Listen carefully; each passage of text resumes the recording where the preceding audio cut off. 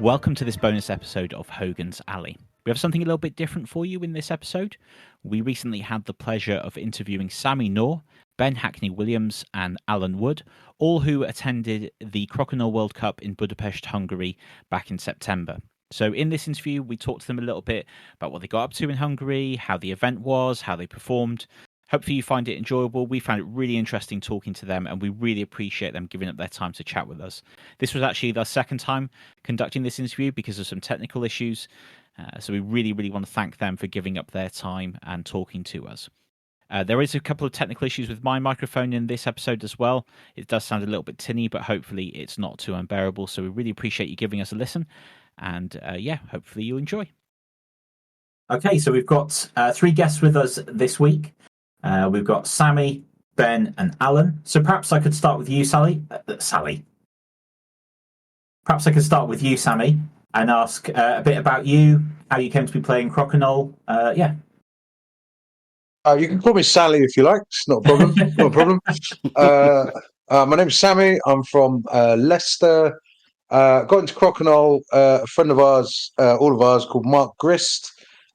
He is absolute games fanatic. Literally got more games than anyone I've ever met.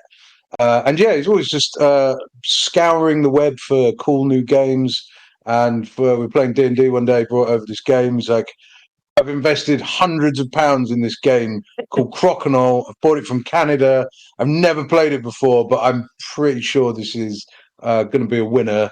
And just started playing, had a few games, and now pretty much everyone who was in our group has got Crokinole board. So it's pretty much how I got into it about a year and a half ago, I'd say. Nice. And he's still playing? Yeah, absolutely.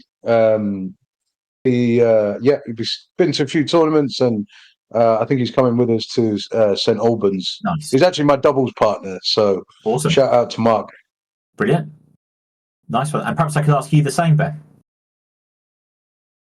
Yeah, similar kind of story. Jumping on the Mark hype train, because he gets us into so many different games, and this one was a lot more expensive than most, but immediately addictive. I ended up on our kind of family summer holiday, just buying a board on my phone, sat by the pool, going, that's definitely a good idea. And then, it turns out it was. It's good fun. It's really good. I got a Tracy board and haven't looked back since. Very good. And how many beers in were you when you'd made that purchase? Some, but it was the right call. I like those kind of the kind of analog experiences. I got a longboard when I was in lockdown, and then that was a nice wooden thing, cool thing to have, and it's fun. But then Crokinole is a lot less painful physically, and it's good fun to play with friends. Nice. And how about yourself, Alan? Mine's in the kind of same category as both of Ben and Sammy. Mark brought the game to my 40th. So we went away for my 40th and he brought this game, Crokinole, and bless the people who came that paid for this board for me for my birthday. And I think everybody knew that I'm extremely competitive. And I loved it straight away. I like the strategy as well as kind of like trying to get these open 20s, which is one of the most irritating, fun things that you can do. It's like you can see the hole in front of you. The circle fits the hole. Why can't the circle go in the hole? I think I just needed to answer that question. It's funny how physics seems to change around the Crokinole board. There's got to be some kind of like formula for working it out, because it does seem to behave in a way unlike anything I've ever encountered before. Absolutely. Excellent. So you guys had the pleasure of heading over to Hungary to take part in the Crokinole World Cup. So this is an open question to any of you. What made you want to go? Loads of things. Personally, the city. I've been there a couple of times with friends and see the F1, and weirdly, to go and feed bears honey on long spoons. You can get a train out the city, and there's a really cool little kind of nature reserve-y thing. Recommend it. It's impossible to find, apart from when we did, but aside from that stuff, it's just a cool place. And then met RP at Aircon, I think it was, and saw how it was just getting people into the game. And like, it's almost... My first impression of him was that if you know how to play, he's like, right, on to the next person straight away. But before we started playing the games proper, he was just trying to teach people the ropes, going around all the different tables and like sitting with people that didn't know how to play, which was lovely to see. And then, kind of like a bit of a stars line thing. Saw an ad on Facebook, or a post on Facebook. Budapest timing worked out. So I can't remember who made the final decision out of the three of us, but we just decided to pack up and head off. And it's nice to represent the UK on some level in as smaller way as we can do, in a way that doesn't involve just going abroad and shouting it's coming home. And we did that anyway a little bit on the sly. I was going to say we did a bit of that. Yeah, but, I think you have to be careful saying the UK there. I think that's an England thing. Yeah, we'll both just point that one out.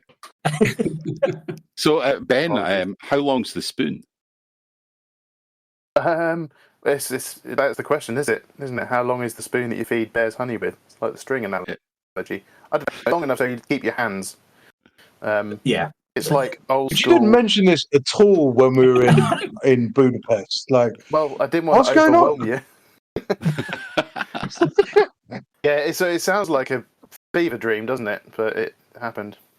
Can I just say, Ben, if you said to me, let's play 2 days of Crokinole, but in between that, what I'd really like is an excursion to feed bears honey on a long spoon. I don't know if I would go. I think that might have been a bit too much for me. That's for round 2 next year.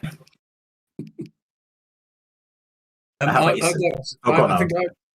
think if I went, I don't know if it's a midlife crisis. I don't know what's going on, but I just thought that Crokinole I really like. Budapest I've never been to, and to play a unknown sport in a country that I don't know, thankfully with friends that I do know and respect for it so much, I thought, well, what can go wrong, and what a lovely story it is. And also the fact that, I'm going to meet people who've, I know obviously the UK team and all the supporters of Crokinole in the UK, but I was like, well, how far does this reach? And it was really lovely in terms of that to kind of like find those people as well. yeah, I think it was just picking on what the boys are saying. It's just a chance to go and do something that you like or you love in a really different environment. The tournaments in the UK I've been to have always had a really nice vibe. Most people like really friendly and like I say, just to go and sort of be, like I say, representing UK. And I'd never been to Budapest, and like just go have some beers, play some Crokinole. I'm just going to add as well. I was telling my boss about this, but I didn't know how I was going to get to the airport in time. And she checked our school's policy, and I got compassionate leave for a half day to get to the airport because I was representing my country in a sporting event, which was amazing. There was some debate as to whether Crokinole is an actual sport, but if darts and snooker are, then Crokinole is, right? Yeah, I'd say so. Yeah, definitely. I'd also like to back that up. My doctor says I've got high blood pressure and I need to play a sport. So, tick that box. I don't know if it necessarily falls under that category. Okay. For I hope you had good insurance when you when we went away, considering you got to the final of the doubles, dude. Like, so did you have a heart rate monitor set up when you were playing? Yeah, I'll tell you what, buzzing like this. Every single game for me is, as soon as I step up to the table, the adrenaline, and I'm like, why do I care so much? But I just think it's because it's so, you got to be so accurate, and there's so many fine lines between winning and losing, or hitting that disc or going in off on a 20, or the pins like just shout at you going, hit me, and you're like, I'm not listening to you, pins. I'm going to actually try and do a good shot this time. But my heart rate, I think it's really good for at least like endorphins. I don't know about my blood pressure. The fact that Out of my head, pins. You know that a shot is possible. You know, it doesn't matter how difficult it is. You know it's possible. Everything's a straight line. Doesn't matter if it's in between pins or out to the side or anything like that in the fringes. But then you do it, and then it doesn't go the way you want it to, or it does. And like, it's just that consistency of like go again, that I think you've really got to. It shows the people that just drill the same stuff and practice for endless hours, doesn't it? I think that's what's really interesting about Crokinole as well, is like if I show a newbie or someone, a friend, it hangs on my wall in my lounge. So when they come in, they're like, "Why have you got this medieval shield?" And I'm like, "No, it's a game." And I bring it down and say, "This is how you play." They go, "Oh well, this is easy." And then as soon as they put discs on the table and start playing, like, they realise that actually it's a lot harder than it thinks. And then once you maybe even got the kind of even the 20s game or getting it into the inner circle, then this strategy appears that kind of like combusts or just explodes every kind of like idea that you first had about Crokinole.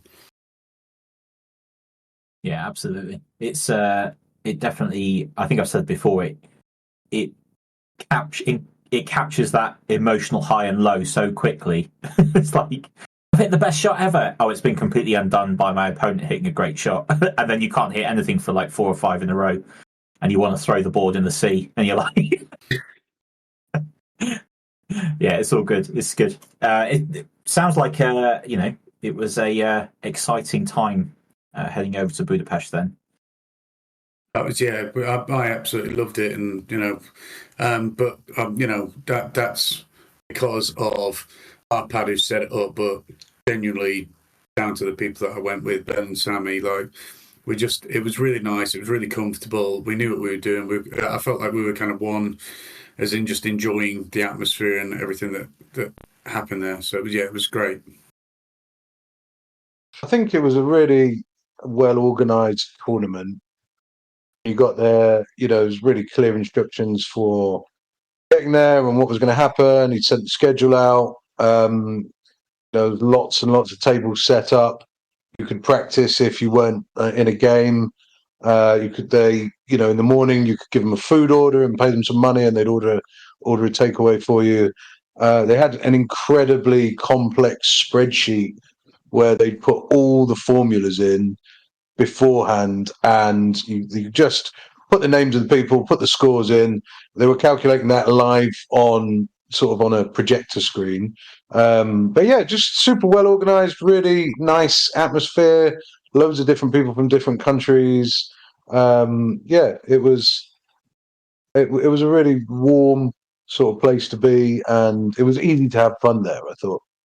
Just to say that it was the thing of having all those different nationalities coming together and kind of like in a shared experience, not just from a kind of trite fuzzy feeling, which is great anyway, but just from real specifics of Crokinole nerdery, and like, oh, you call it that, and then that's how you do that, and sort of the doubles partner that Al was with, Johan, just had a crazy character, like French national champion of Carom or something like that, and just flicked it in an interesting way, and talking to different people in different games. When I was doubles with Sammy, and they were saying, what are you saying when you say shot? What does that mean? Because we're lazy and we don't say good shot, we just went shot, and they're like, what are you talking about? So hearing all the different kind of like nuances between the game, as well as learning more levels of hell with Crokinole when it's going wrong in singles, like when you're further into the depths of your own head. I think you touched on it in episode 2 of this podcast. Like, it's awful when it's bad, but then when you turn it around, it's really good fun, and just all the highs and lows and everything that comes with it. Yeah, the people made it, both from organising and travel and playing. It was a really good mix. Sounds cracking. It really does. Yeah, so before we, sorry. so I was just going to say, before we derail the purpose of getting you guys on here, because we will, I just really wanted to talk about the actual event itself. So it was over 2 days. Yeah. And so doubles, was that on the Saturday and then the individuals on the Sunday, or was it the other way around? Oh, yeah, doubles on the Saturday and then the singles on the Sunday. Right, cool. So let's explore the doubles a bit. I'll come back to you. I'll come back to you, Alan, but interested to hear about Sammy and Ben's experience, because you guys played in a team together. Yeah, it was just fun doubles. Like, I'd like to pretend like I had more of a plan, and sorry to not do you justice, Sammy, but I just went in and it was just a fun bunch of games. We were just like, yeah, we could do this, and then should we do that? Yeah, that'd be a bit of an annoying move for them, and sort of like, just doubles is an entirely different beast, and it was my first experience of competitive Crokinole at St Albans last year, and it's just really fun to play. And it was great partnering with Sam as well, and just having those conversations across the table, and like, you get sometimes where different doubles partners, like us as a partner against another team, you get on and have more of a chat, and sometimes it's just head down, game on. But when you're in a partner, when you're partnering with somebody, it's always good to just have a chat, regardless of what the actual game turns out to be like. And we did all right, you know. What was cool about doing it in Hungary as well was, like, probably about, you could have a conversation in English with about half the people there, and the other half, you know, it was very sort of like, you know, one word sort of, you know, being friendly but not really being able to communicate verbally.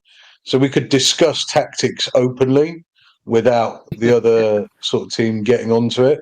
Even though I'm sure they were, yeah, maybe they just sharked us completely. But I really like doubles. I think it's a bit less intense than the singles. I know you've said this, Ben, where you feel like if you miss a shot, you feel like you're letting two people down rather than one. But I think it just takes the edge off, and you can sort of have a laugh. When I'm playing singles, I don't feel like I want to laugh. Yeah, just going back to your point there about just rocking up and having fun, Ben. I think, is that not the Hutch Daddy's second principle of Crokinole? That the main goal of when playing Crokinole is to have fun.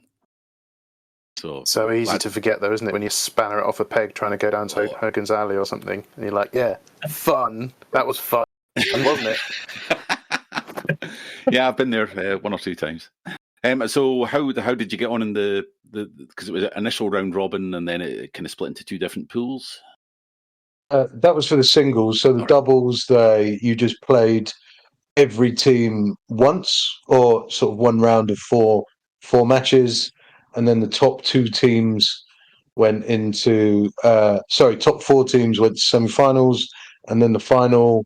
I think we had like a really strong first half, Ben, if I'm not wrong, and then I think we just kind of lost the consistency towards the end, and I think we sort of finished just below sort of mid-table, maybe. I mean, that's kind of the thing for me, is like playing, when you play like 50 or 60 games of Crokinole in a row, just having that sort of mental resilience to keep going all the way through. But I thought we played all right. I think we just, like Alan said earlier, I think there's some really fine margins between like winning and losing, and then, you know, each win is 2 points. So if you have, you know, 4 or 5 games where you're, you know, that that shot could have won it, or whatever it was, maybe they just had a better shot, that can, you know, that's 3 or 4 places in the table sort of thing. But I was happy with how we played, and to be honest, I really enjoyed it. You know, I thought we were a good little team, Ben and I, and yeah, it was really, really fun. Obviously, Al absolutely killed it, getting to the final with someone he'd never played with before, which is amazing. That's a beautiful segue. Absolutely beautiful. The 5ers in the post, Sammy. So, Alan, So you rock up to a foreign country and you end up partnered with a guy I presume you've never met before. No, never met, never talked to, never. I did email him just to say hello and introduce. I was like, I'm coming down to a guy called Sammy and a guy called Ben. If you want to chat, you can. But no, the first contact was on the day walking into the hall and having to find him as well, because I didn't know what he looked like. I didn't know anything. So thankfully, I knew he was French and he was wearing his French Caron outfit, which was a lot. I thought that's got to be him. So I approach him and I'm saying, "Hi, I'm Alan. We're a doubles partner. We came quite late, so we had about 3 minutes." And I sat down with him and I said, "Like, do you play?" He says, "I play Carom a lot, but not too much Crokinole." So I was like, "Okay." And then it was like, time to go. that was as much preparation as we had. But it didn't seem to hold you back looking at results. No, I just think, can I just say, Johan's an incredible guy. He's so fun, and he has this real kind of like competitive edge, which I like, but also this kind of relaxed kind of like laid back kind of. It doesn't matter if he wins or loses. So he's obviously there just to enjoy the game. And I think as we start to put, I mean, we had a bit of a dodgy start. Thankfully we were able to get points, but I do think I think we lost the first one and drew the second one, but we're trying to get to know each other's style a little bit. And he has a Carom style, so he flicks the disc. His hand is kind of horizontal.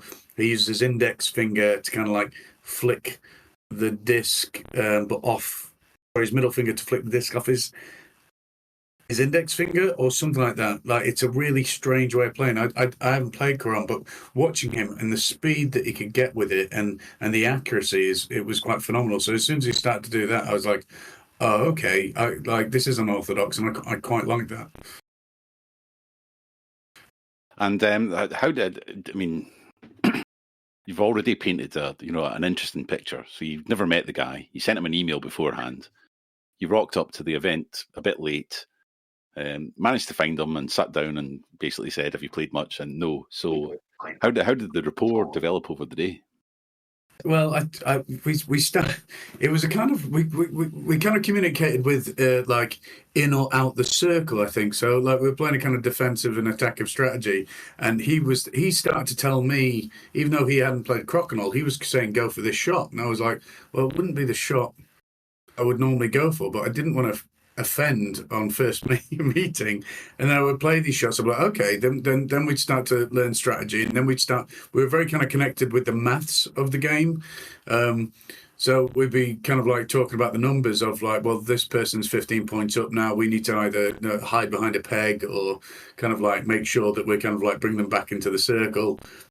And it's one of the first times that I had quite a intense conversation with someone about strategy.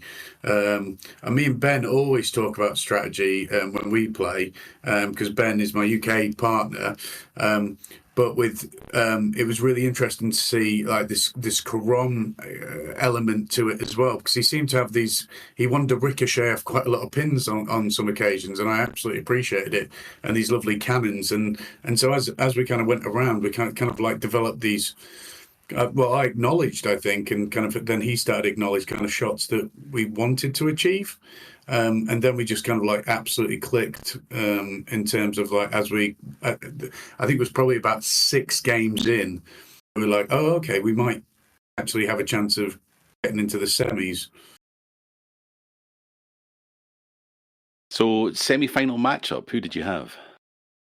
We had I would like to say the Harishna boys, and I'm sorry if I pronounced that wrong, which I probably definitely have, but they were father and son, and for me, they were phenomenal. Like they were so difficult to play against because they very rarely made a mistake. And I like it. We basically every time we had the hammer, we won. Every time they had the hammer, they won. and I know there's definitely times that I look back and go, if we'd just done this, maybe we could have. But in hindsight, if they just taken opportunities, I think they would have absolutely won. It was one of the tightest doubles match, or to be fair, games that I've ever played. And thankfully for me and Johan, it really did come down to the fact that we were hammer first, because we only just took it. And I've a lot of respect for both of those players. I thought they were very, very strong. And then into the... It was such a long game, that semi-final as well. I was watching some of it when they put it on YouTube the other day. I'd forgotten how long it was. It was like the best part of an hour, wasn't it? Oh, yeah. To get to 7 points. Sorry, mate, just if anyone wants to watch us on the Chevatos Crokinole page, which is linked from Croc UK. I'm sure we'll put a link to RP's videos, which I believe one of the Tracy boys did the commentary for. Garrett Tracy, yeah. Which is really weird, because when you've got when I've watched it, when you've got this, and he's such a good commentator, like he makes everything sound phenomenal. If you were to take the sound off, it's just very intense clicking of discs, which I find quite funny. But I just think and that's what I love about Crokinole as well. Like the intensity, it felt very quick, that semi-finals. But I mean, the best thing about that, one thing that I adore about Crokinole is you're talking 2-minute games, and then you want another and another. So when it becomes very strategic and chess-like, I just think it's all the more fun. And I like both sides of the game. I like the 20 games, the race, which I feel like I need to improve on. But I also like the strategy game, again, which I need to improve on. But there's two very different sides to the game, and it just keeps the game keeps giving due to that. And so the final was against the Dutch pairing, the Roaring Twenties, and I've seen some of their work on YouTube before. They've won, I think, maybe the last couple of times at a tournament in Utrecht, which looks an absolute hoot.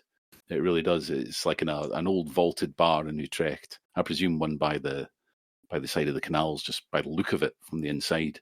But it's just full of people drinking and coming out with crokinole chants. So it's got a real kind of a football match atmosphere about it. They normally rock up quite dapper. They did. They had a change of outfit for every single occasion. They had waistcoats and hats. They actually, I will say this, when I first got there, they were kept banging on about Hogan's Alley. And saying that there's a podcast in the UK that they love listening to. They were like, I hope it's going to be spoken about on here. This is before it even started, and I was like, I think it's and I do apologise to the boys if I get the names wrong, but it's Yurt and Xander, I think. And yeah, they were really fun. There were so many fun people, but they were really fun, and they changed their hats and their waistcoats every day, as did the majority of the people there, apart from me, Ben and Sammy. We did change our clothes, just for the record. But yes, we did change our clothes. If only you'd spoke to us first, we could have supplied you with some Crokinole UK merchandise. I know that would have been amazing in hindsight. Instead, I was in boring polo shirt and jeans. So I regretted my fashion choices that day. So how did the final against Yurt and Sander go? It could have gone better. However, it's one of those things, because I've only been in a semi-final in the UK. That was, and I got a lesson taught to me by Steve Burrows in that semi-final. And it's the nerves that get to you a lot, because it's you've made it that far, and you're kind of proud of yourself, but you kind of then have imposter syndrome very quickly. And you think, well, this is it. This is where I'm going to, this is where I can hang my hat. I'll be proud of myself no matter what. And I think that for me and Johan, it was a bit of a surprise being in the final. It was almost like we were teleported there and went, how did we get there? However, we started off extremely well and got to 5-1 up, first to 11, and I started to feel like maybe we had this in the bag. And I could only say, like, the boys stepped up. Sanders didn't miss a 20 for a very long time, and then we started to collapse a little bit, and and they ended up winning 11-5. So from that point on, from being 5-1 up, we didn't win a point, which was painful, but the boys absolutely deserved it. Okay, well, I think time to go off piste a little. So you finished the doubles Saturday night in Budapest. What did you get up to? We just went straight to bed. We didn't do anything. We thought, it's the singles tomorrow. We'll just have an early night, and we'll get a 10 to 12 hours sleep, so we're fresh in the morning. Isn't that right, Ben? Sammy? Yeah, definitely no pub crawl, no cocktails, no street Mexican food. Absolutely didn't happen. I think Yeah, I think we just did what you expect to do. Really, we just finished the game, and then let's go to the pub, had a little debrief, and then went to another pub. And I think at one point we were committed to going back because Al had his Crokinole certificate that said diploma on it for getting to the final, and this sort of wonky piece of MDF with the little plaque on it that was his runners-up prize, which was the same as the winner's prize. So we were committed to taking that back, and then just went to some pubs, had some beers, had some Mexican food. All the things that you do in Budapest. Didn't feed any bears with spoons, unfortunately. No, it was the next I think leg. One of the things I liked about Budapest was the room bars, Ben, because you knew about the room bars. You took us to the room bars. I thought they were amazing, and it's right next to the Danube, and it's an amazing city. Yeah, I think it was sensible, Larry. It was kind of didn't do anything silly, but it was the thing of I wanted to kind of relive my experience of trying horrible shots as well, because there's a couple of traditional ones that turn your face inside out a bit. So we tried introduced the boys to a shot called Unicum and a shot called Palinka, and they're both things I'd had before over there, and I'd call them an acquired taste. But, it's a bit of a when in Rome kind of thing. When in Rome, force other people to do things That's you didn't one like. word for it. Yeah. Excellent. So a few isotonic sports lagers just to aid the recovery fully. The thing is, with that morning before the doubles, we got to our apartment maybe about 2, but we had this mad taxi driver from the airport. He was brilliant, but he was definitely trying to go back to the future by doing 88 miles per hour in a 30 mile per hour zone. And I remember talking to Ben and Sammy and saying, wouldn't it be good? Wouldn't it be amazing if there was just a bar or just a pub for a quick pint before we go to bed if it was open? And it felt like he was obviously listening. It was almost like a surprise, and he just kind of pulled up next to this pub that was outside our apartment, which was again a lovely coincidence. And we thought, well, we'll have a pint. We had a pint, and then we went into the apartment, and they hadn't sent the code. So I had to ring the person at something like, I think it was 2:30, maybe even 3 back then, to try and get the code, in which they got back to us about 3:30, in which we entered the building and obviously then just flaked out from the flight. And we were up at 7 to then do doubles Crokinole. So that was quite hard. And then again, going back to Johan, when I met Johan, he'd actually been sleeping in the hallway of his apartment because the same thing happened to him, that he couldn't get into his apartment because of the code. So if anybody's going to Budapest, get the code first, is what I would say. And he'd had no hours sleep. So we did do the doubles on very little sleep. And I just thought maybe when we did the Saturday night out that we'd be a little bit more sensible and get a bit more sleep. I think we may have just taken the mick a little bit on that one. We did get a bit more sleep. More sensible, to be fair. Yeah. It did work out really nicely, though. Friday night, he dropped us off outside a pub. There was a kebab shop over the road. All we'd have needed is a code to our apartment and would have been perfect. Nice. So we talked doubles, we talked Saturday night, or what you're willing to share from Saturday night, which is fair. Let's go for Sunday and the singles then. So what was the format for the singles? How many people were taking part, if you remember? I think there was about... Oh, sorry. No, you go, Sammy, because you'll know better than I do. I think there was about 30, 35 people taking part. So everyone, kind of similar to the UK tournaments, got split into 3 groups, and then you play sort of 3 pools. Everyone plays everyone in that pool, and then obviously all the points go up onto a big leaderboard, and then you sort of had a progression group and then a losers group. Really, really similar to the UK tournaments. You play everyone 4 times, 1 point for a draw, 2 points for a win. I think, fairly similar to UK. I think the main sort of difference really was if you run out of time. So they were quite hot on the times. So I think they had sort of 8 minutes or 8.5 minutes for your 4 games.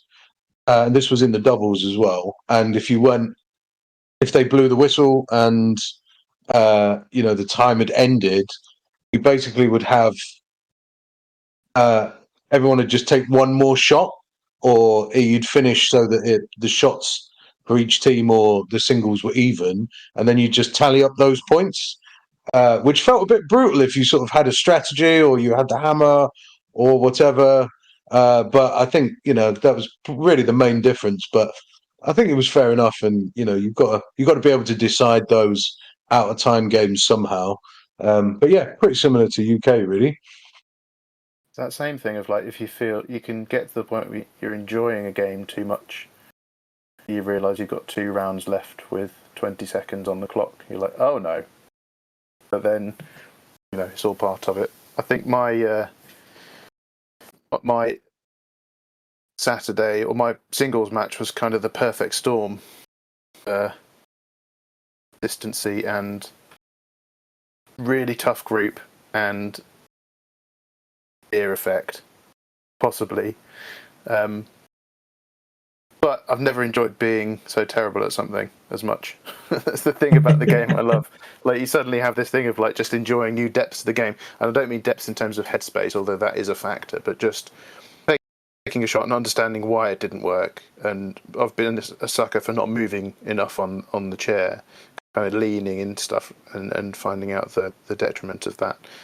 But again, just seeing other people play and seeing what works. And everyone has good shots. Doesn't matter how good or bad you end up being at the end of the day. There's really good shots on the tables, and that's always a fun thing. And you kind of go, way, and then somebody comes over and films you, and then you play balls for the rest of the round or something.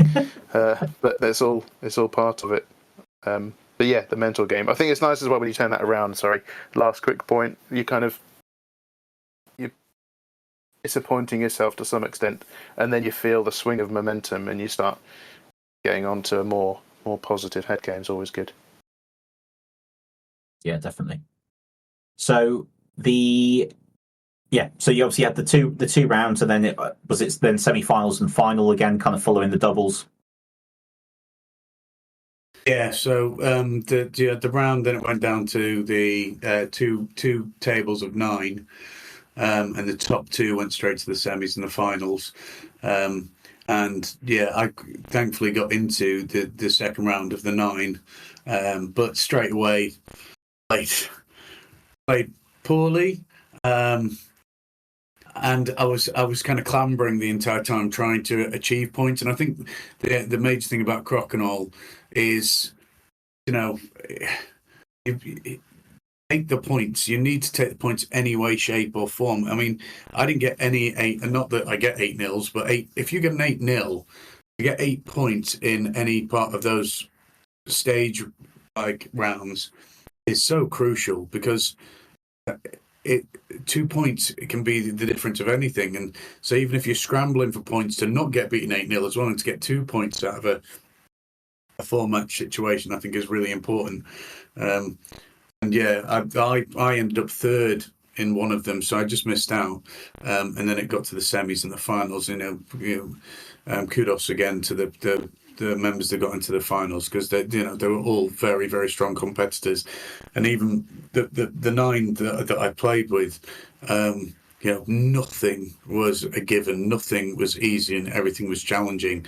So yeah, no, I think that's when it gets to the crux of it. I played in the UK, and the first time I think it was in Nottingham, and I sat at that table. I got through to the final table, the Pool A table, and I've got these, I don't want to make them big-headed, but these masters of Crokinole, that very rarely miss their 20s. And I remember going around that table, and I think out the 9 I came 8th, and it was like being in a boxing match and being punched several times. But as I was being punched, I was politely going, well, at least I've learned a lesson on how to be punched. And that's how I see Crokinole at the moment, because I've only been playing, a year. And I just that's all I want to do is kind of learn the game, learn the strategy. And, in order to learn, you got to fail. And I did feel on both occasions in Nottingham at the Dice Cup, and definitely in the Budapest, that people were teaching me a fair few lessons on how to play, and making me regret a lot of my Crokinole choices. I think that's go on, Sammy. Oh, no, I was just going to say, I think that you sort of see that at tournaments, don't you? You've got that sort of group of people that are really hard to beat, don't miss 20s very often, and that's kind of the group that are going to sort of be there towards the end of it. I think in Hungary, because so many people were unknowns, obviously we know RP, there were so many really strong players. I mean, Ben's group, that singles was absolutely ridiculous. You saw a lot of the people playing in there, but all over the shop, the quality was really, really high. I think that despite there not being a huge amount of people, sort of maybe 30, 35 each day, I think the majority of the people there knew how to play Crokinole. And they've travelled. Or knew how to play Crokinole and can do it, as opposed to me, who knows how to play it and maybe not, doesn't actually do it. You finished top of the Pool B team, Sammy. Don't put yourself down. I bossed the losers group. I absolutely rinsed the losers group. So I was the top loser. I just want to shout out Johan again, because I played him in the singles as my second or third match or something, and I was utterly in the bin, and he was the nicest man ever. He trounced me, and they gave me a little pep talk at the end, just you can do it kind of thing, and I was like, I'm a grown up, I'm all right with it, it's fine. But that was nice to hear anyway. Thank you very much. That brings me back to Crokinole in general, though. One of the reasons why I really like this game, and I love going to the tournaments in the UK, is that everybody, no matter how badly they may beat you, they're always lovely about it. And I didn't know, when getting into this kind of the tournaments, that would it be someone throwing the Crokinole board away, or throwing 8 discs at me in discontent, or I didn't know what was going to happen. But the community, and I know you guys believe in this, too, because I completely. Part of that is so lovely and so together, and although it's a competitive game, everybody is loving the fact that it's happening and is really supportive of one another, and I think that's one of the biggest pulls into the Crokinole world for me. Yeah, I definitely that seems to be a sentiment that's shared by many, or if not everybody in the community, which is a nice thought. I do think as well, when it comes to tournament play, there's very little that helps you improve more than that, because I think you play so many different types of players, different strategies, like you said, different levels even. It all helps you get to be a better player. So, and the fact you don't feel bad about it afterwards, you might feel bad about the shots you missed or whatever, but you don't feel, like you say, the pressure of the overly competitive opponent or that kind of thing. That doesn't seem to sneak into Crokinole. It's kind of like everybody's there to get better, to have a good time, to do their best. And it's good to hear that that's kind of carried over to a tournament. A tournament, like you say, in a foreign country with people who you can't speak to everybody in their their native tongue and so on. But that doesn't seem to matter. It seems to be that's a universal element of Crokinole, which is nice. I really think that's true. I mean, especially there are some sort of nerdy or geeky sort of pastimes or communities that have, I'm not going to name any, but the communities can be really toxic and really divisive, and people are threatening each other before tournaments and online and stuff. Any of that at Crokinole. Yes, we're all a bunch of nerds, and that's cool. But everyone just sort of seems really nice. I think I've been to 3 or 4 in the UK, one in Budapest, obviously, and I feel like that's been the same. So I don't know what it is about Crokinole, just attracts nice people. I also think it's inclusive as well. Sammy, I like the age range, and there's different genders, obviously. Different cultures, and I just think I'd like that inclusivity. I like the fact that everybody is welcome, and it doesn't matter. I mean, if it was football, do you know what I mean? For me, I'd be out on the sidelines, absolutely destroyed. There's sports that all games that I can't do anymore. But I do think that Crokinole, because of the logistics of the game and the kind of the dexterity of the game and things like that everybody can have a go. And I would push anybody, and I do. I've got a Muzzy board at home from the 40th, and anybody comes around going, just have a game. And every time I say have a game, they can get involved and they can play it, and it feels achievable. It's obviously only until you get to the dark depths of the rabbit hole that you start to realise that the game becomes a little bit bigger than what you once you first thought. But regardless, it's still really fun. There's a certain point where you kind of, and I like that thing you're saying about. So go on, Ben. It's just that walking in on yourself moment. You get to a certain point down the rabbit hole chat, and it's oh, we're here, and then you still go willingly. I know when we were at the airport on the way home, the level of detail we were talking about waiting to go into the terminal, that's peak Croc right now. But it's brilliant. And just on the inclusiveness thing as well, I don't know when it will stop being a thing that he wants to do because he thinks I want him to do. But my son, Alex, he's 8 and he's smashing 20s like nobody's business already. So he's going to be terrifying when he's older. I was going to say, I liked that the thing about the gender aspect of it. It wasn't just all men, because that can be really boring. And there were some really good female players there. And RP's partner, I can't remember her name, but they got to the semi-finals. She was unreal. She didn't miss anything. So I think that was a really nice mix. Sometimes some of these nerdy things can be quite.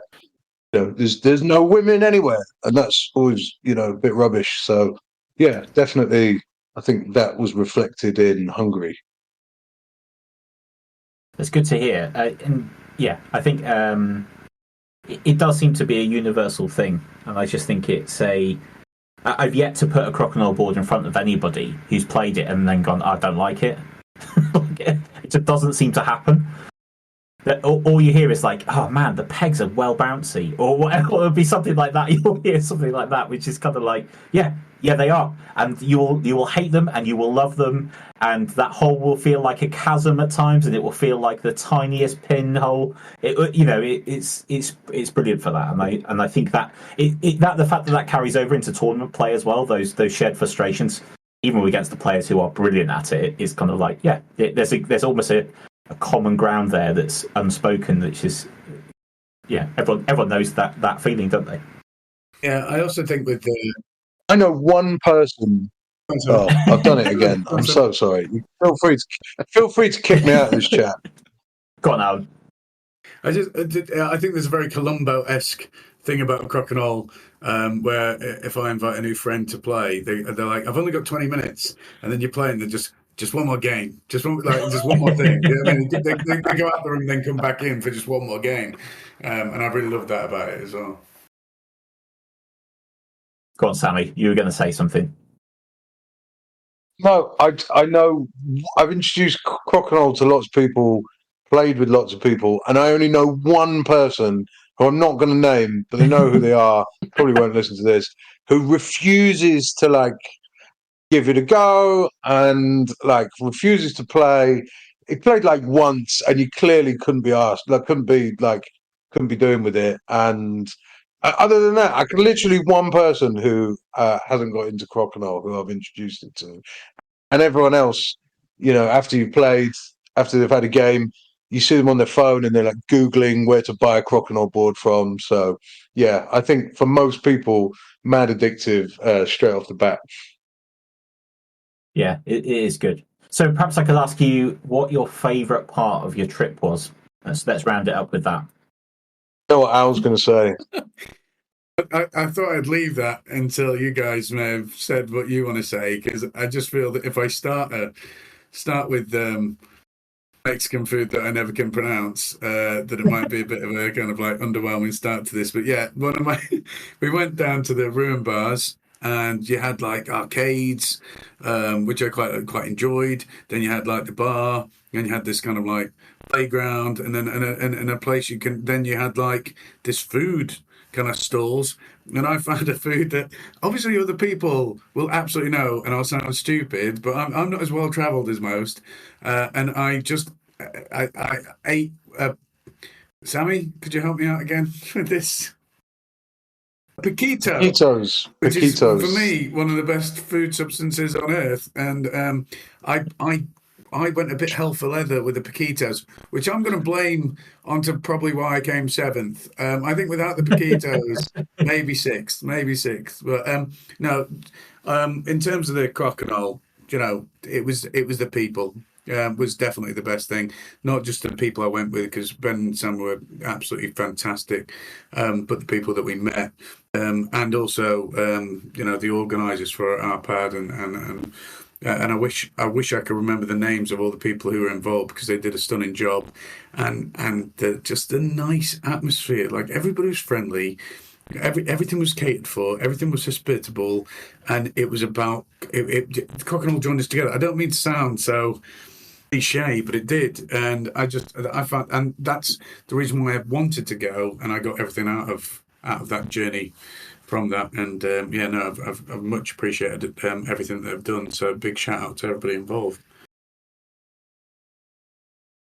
especially Johan. I just want to give a big fist pump to Johan, because it was incredible meeting him and having the doubles tournament with him. Yeah, nice. How about yourself, Ben?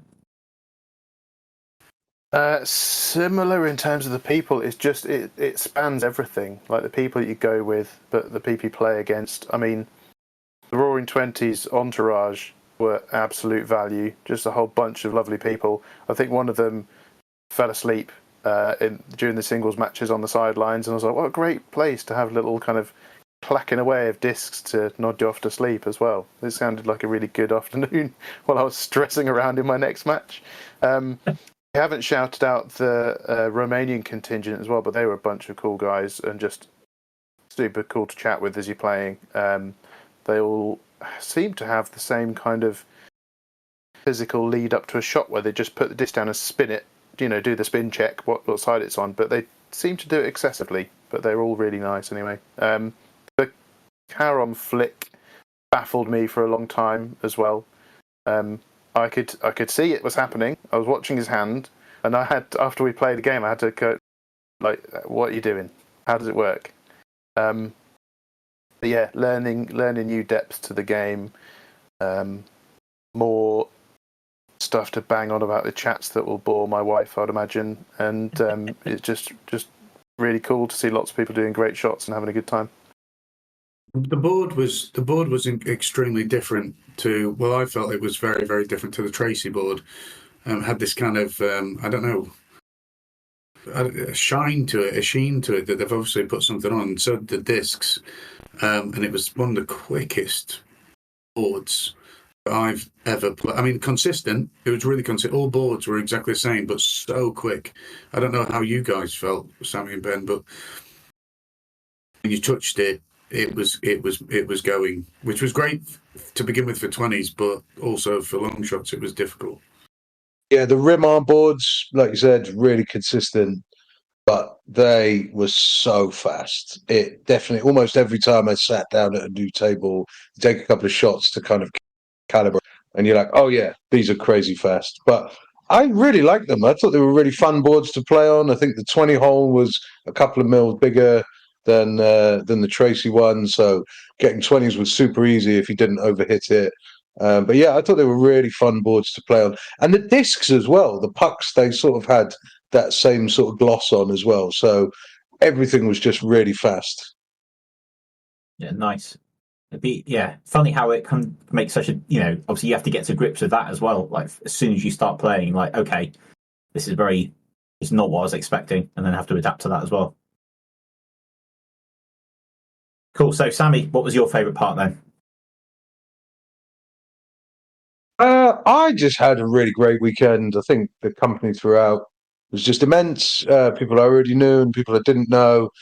Really well organised tournament. So, like I said, massive shout out to RP and all the team for that. But just kind of doing something really, really different. At one point I was stood having a little smoke outside this random school gym that they rented in the suburbs of Budapest, just like, I'm here, an international Crokinole tournament. What is going on? But yeah, just like I said, it was a super cool vibe throughout. And, if we weren't playing Crokinole, we were in the pub just having some beers. And yeah, I had a great weekend, just absolutely everything about it. Cool. Okay, well, listen, thanks very much for coming on, guys. We both really appreciate it because there's only so much that we can actually talk about without involving other people. Just wondering if there's anything else that you wanted to say about your experience over there, or any shout outs to anyone else that you met.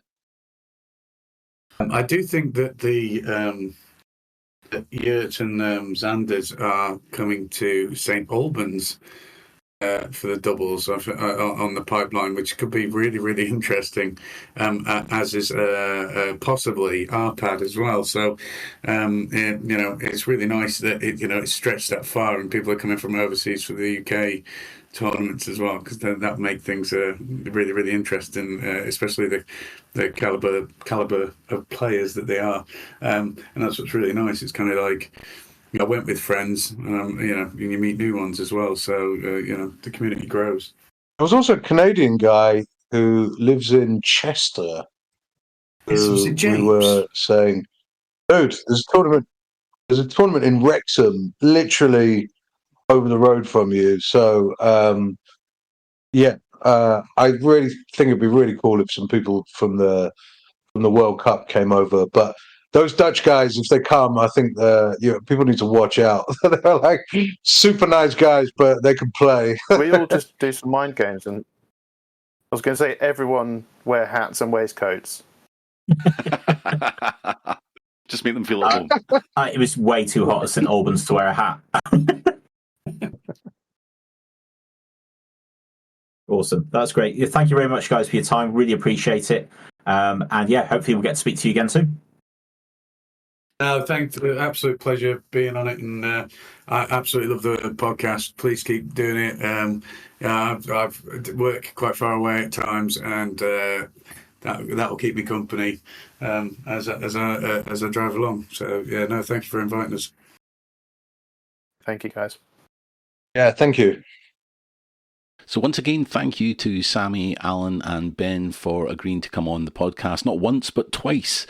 Also very happy that Craig managed to pull his finger out and not ruin our recording second time round. So well done to you, Craig. Very well done. And a huge shout out and congratulations to RP for running a fantastic event over in Budapest, something I would love to have went to.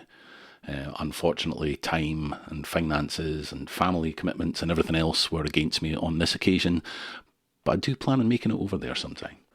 Next up on the Crokinole UK calendar is, of course, the Wrexham Crokinole Clash, which is happening this coming Saturday, which is Saturday the 26th of October.